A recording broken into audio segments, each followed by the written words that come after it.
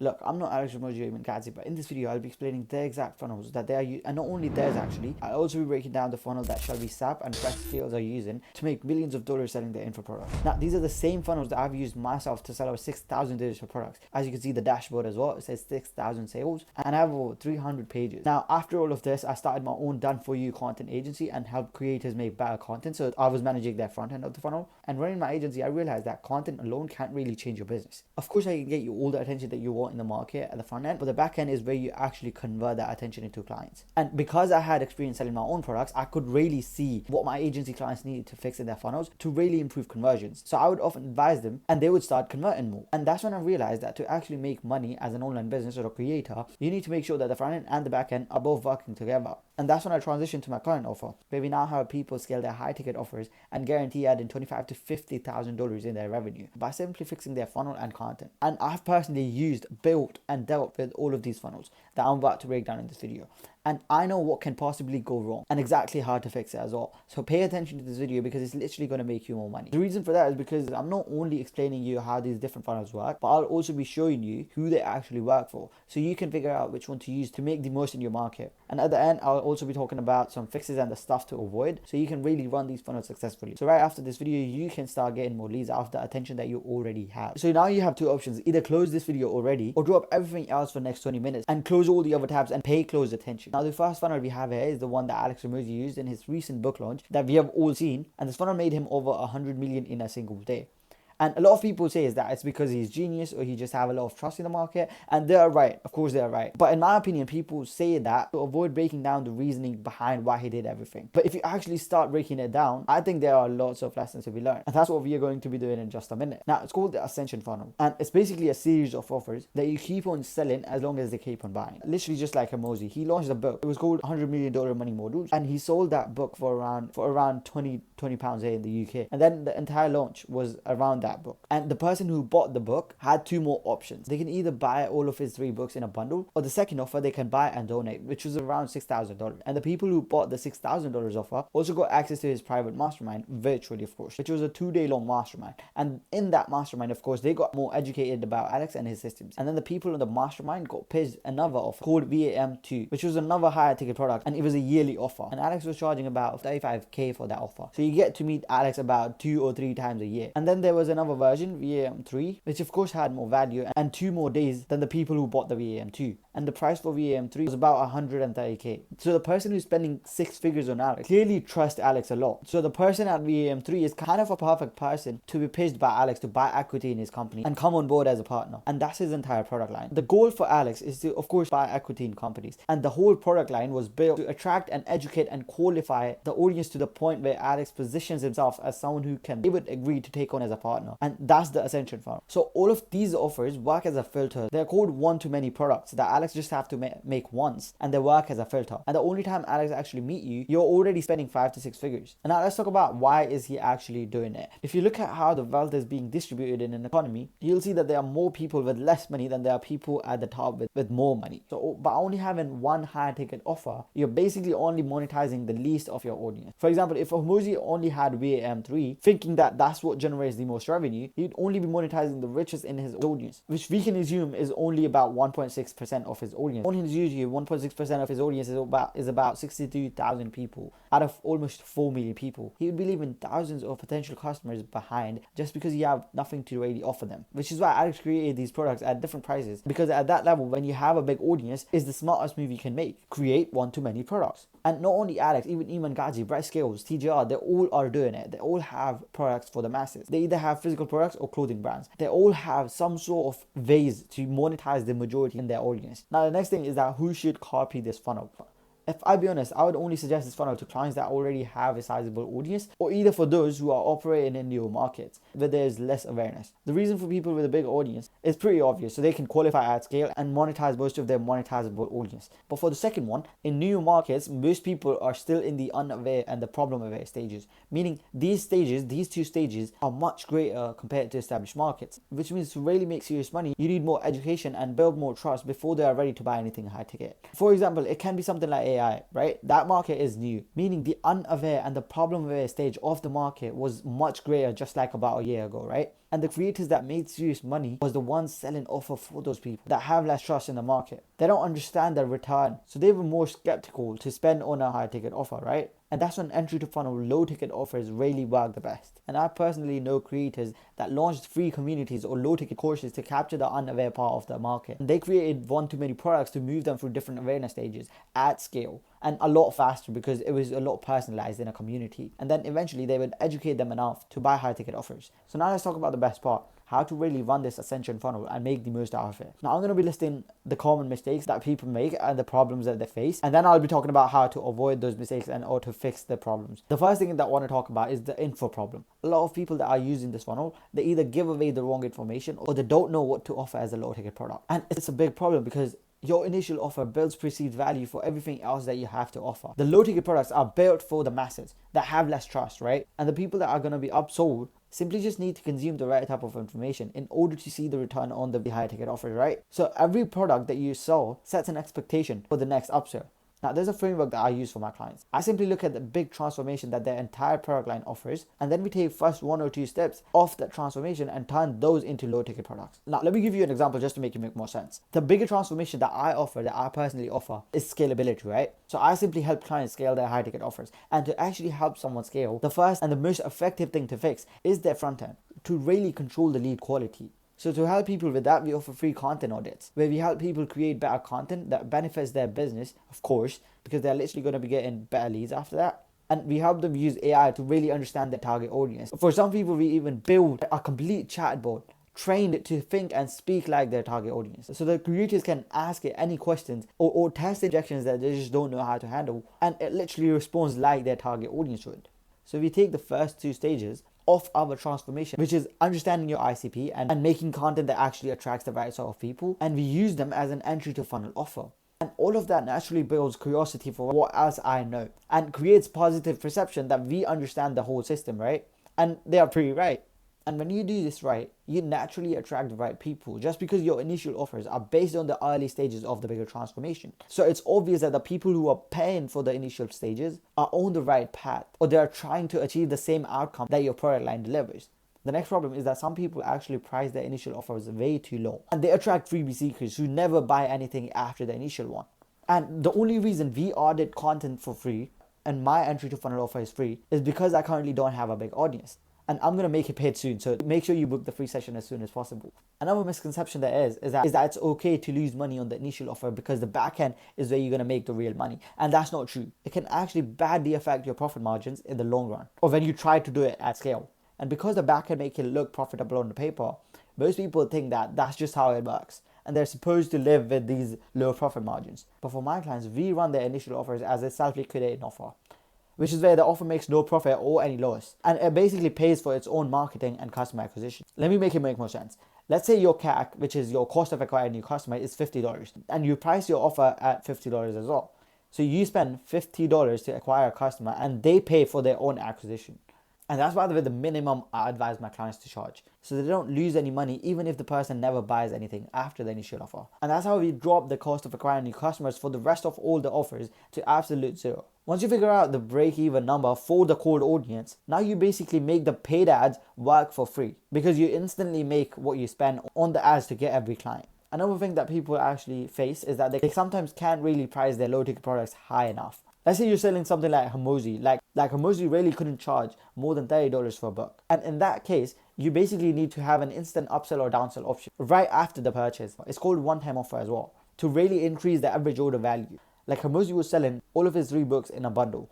So let's assume that his cost of acquiring a new customer for the 100 million money model book was about $40, right? And he's selling the book for about $30. That's $10 that he would lose for every customer. But because he had an option of an instant upsell, when he was paying $40 to get these both clients, he simply increased the average order value to about $90. And now that's $50 extra in transactional value. And that covers the money he lost for people that only bought the book. Now, that was just an example on how the instant upsell or the one-time offer or the downsell works, whatever you want to call them.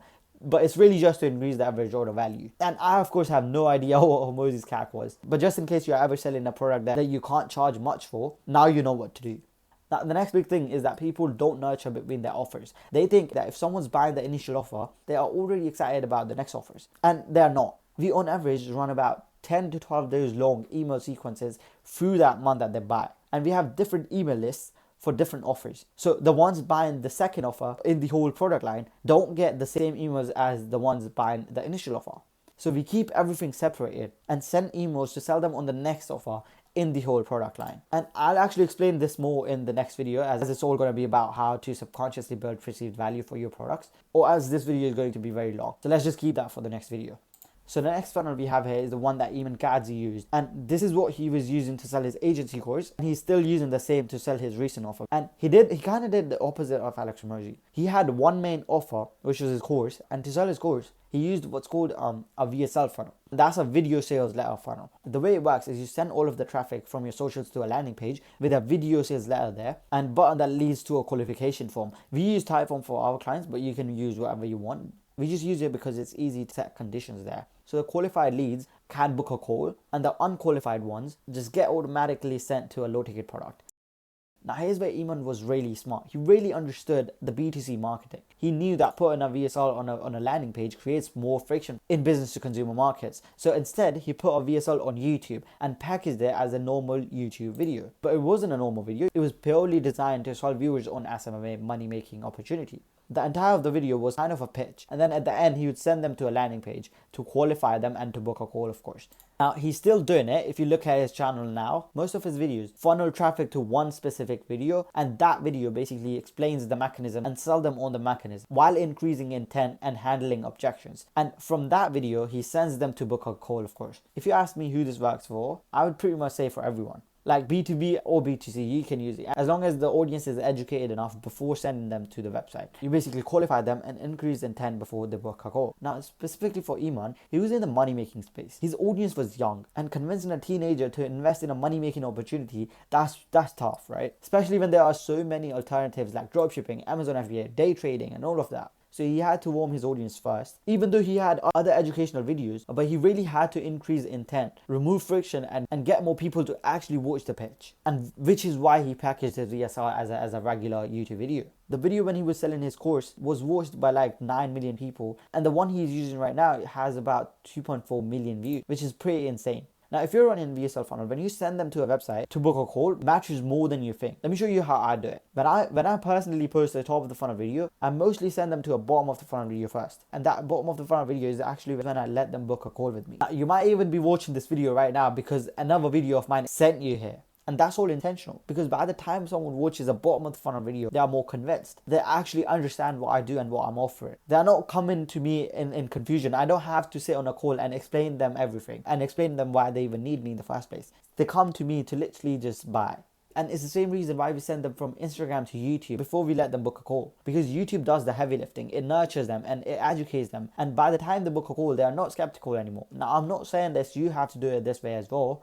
Because if you look at Shelby SAP, she pitches them straight using DM keywords. But again, you need to understand that her offer is completely free. So she's playing the volume game, right?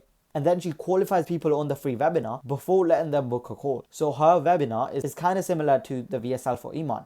But for Iman, it's a one-to-many video, right? He just have to make the video once. Whereas for Shelby, she can't really do it because her YouTube audience is a lot smaller. So the best thing for her is to, of course, run a free webinar and educate and qualify them using the webinar. So it really depends on your market and how your audience currently reacts to your offer.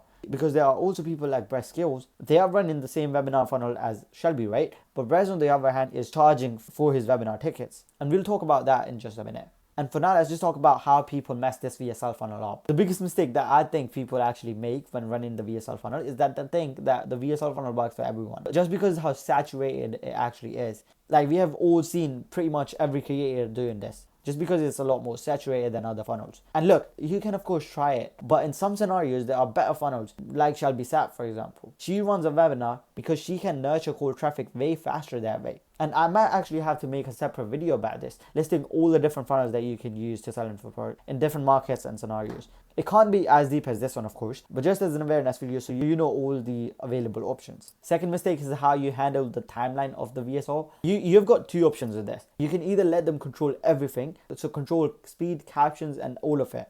literally just like a YouTube video. Or option 2, and this is what I've been using a lot recently, this is where you basically give them no control. And you basically have an edited timeline within the video at the bottom. As you see, Alex Hormozi did that as well. So the way it works is you make the timeline move faster in the start and then ease off in the middle, because by then people are already invested in the VSL, thinking that it's a short video. Now, the third thing is scripting the VSL and recording the VSL. Now, what I do for my clients, we make a list of most important points that they have to cover in the VSL, and we basically list all of those points in the very start of the VSL, and we let them expand on each point for the rest of the VSL. And also, some people script their VSL based on what they want to say, whereas you need to script based on what they want to ask as a lead, and basically answer the questions that would come up in their head when they are thinking to buy the product. Now, I can't give you a template that you can use and it works for all of the markets, because it really depends on your offer and your market and your audience awareness, and also especially where they are coming from. So it really depends on what sort of question they would want to ask. And what I do for my clients is we pay attention to the sales call. We record the VSL again with those objections and questions covered.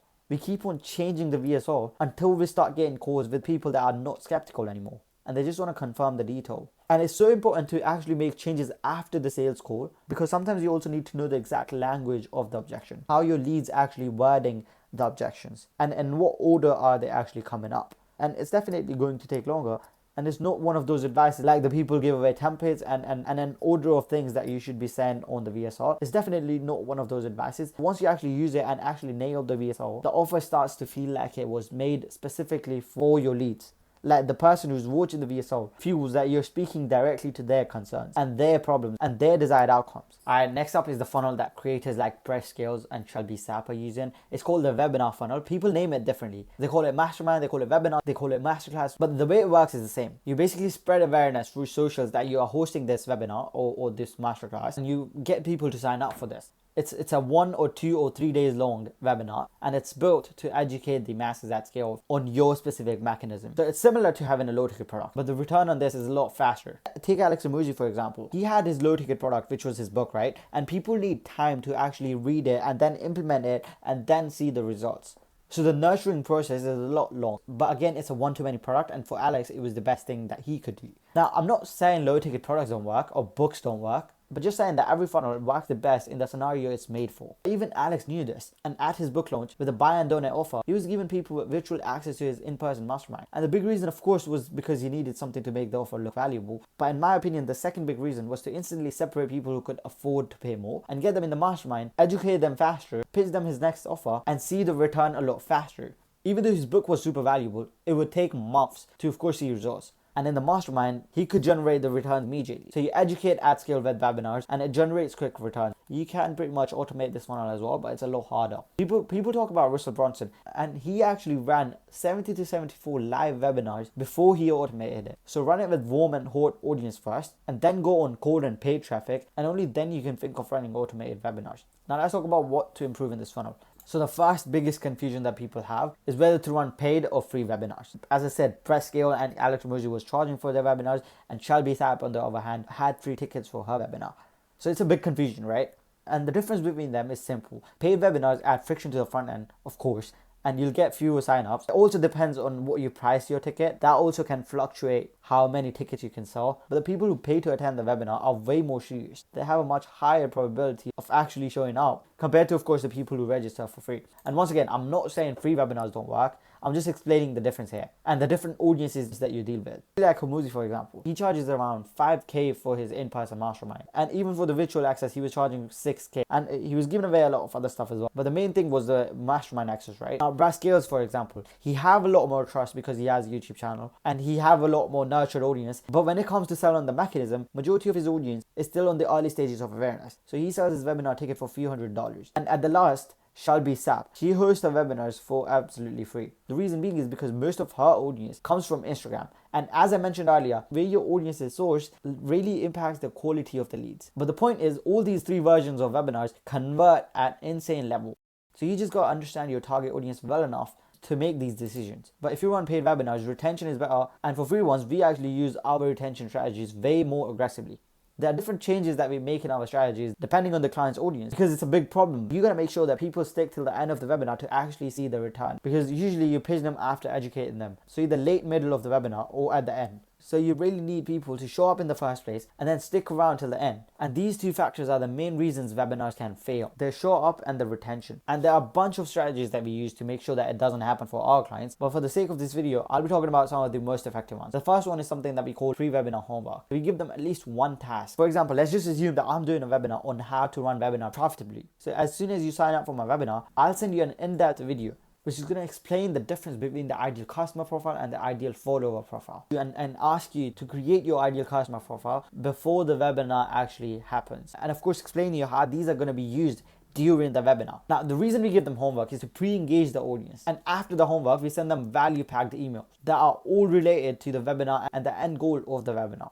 Now, the reason the homework email is the first one in the flow is because of two reasons. First, people pay more attention to the rest of the emails because they don't want to miss on another homework assignment. And the second reason is so that we can remind them about the homework in the later emails as well, and make sure that everyone is pre-engaged and have done the homework. And another reason the homework email is the first one in the flow is so that even people who sign up one day before the webinar still receive the homework email and have done it. And as I mentioned, the entire email nurturing process is based on their desires and what they want to achieve from webinar. It's because instead of being the one who says that, oh, you're going to make more money, we basically install that belief through the email sequence. Now, another thing is that we told them from the start of the webinar and even in the email sequence that the replay will be only available for a limited time. And after the webinar, we take the recording and we make it accessible for only about 5 to 10 days because it makes sure that everyone watch it as soon as possible. And trust me, people who didn't show up and couldn't even make time for next 10 days to watch a free webinar or a low price thing, you really don't want to work with them. And it shows that the problem isn't painful enough for them to pay you anything.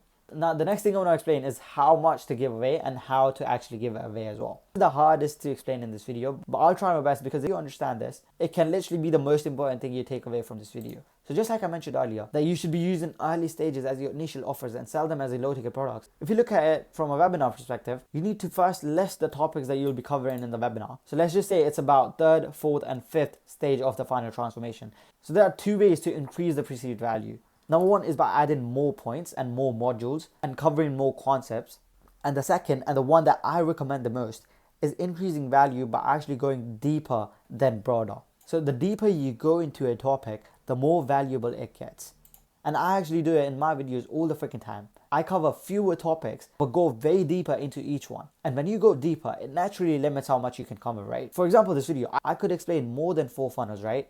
But at a surface level. Or I could cover 4 funnels like I'm doing now and actually go deep and have at least one golden nugget in the explanation of every funnel. And when you go deeper, people think that this guy actually knows his stuff. And that's exactly what they will think about when they think of paying you. These are the mental attributes you connect your personal brand with. Like when you think of Alex Hormozi, whenever you see a video of Alex Hormozi about a business topic, you know that it's going to be valuable. Why? Because it's a pattern that your mind now recognizes. So almost everyone past the unaware stage knows the basic stuff, right? So by giving away generic information and covering more points, you really can't have much authority over rich clients or sell anything high ticket. Of course, you'll make some sales, but I would argue you can make way more by talking about less stuff and actually going deep into those topics and give away actionable advices that they could implement afterwards and actually see returns. Like, I'm pretty sure everyone watching this video knew about webinar funnels, right? Or VSL funnels. It can be just one thing that you learn from this video. It can be running the initial offers as self-liquidating offers. Even if it's only that, it's still going to make me look like I know my stuff. It's the exact same reason Alex didn't make one book to explain how to start and scale an online business. He got different books on subtopics like leads, offers, and money modules, so he can really go in there and explain more stuff than everyone else in the market. And finally, that was it for today's video. Make sure to subscribe to the channel and actually comment if you have any questions, or comment the creator's name whose funnel you want me to break down in my next video. And with that being said, I'll see you in the next one. Peace.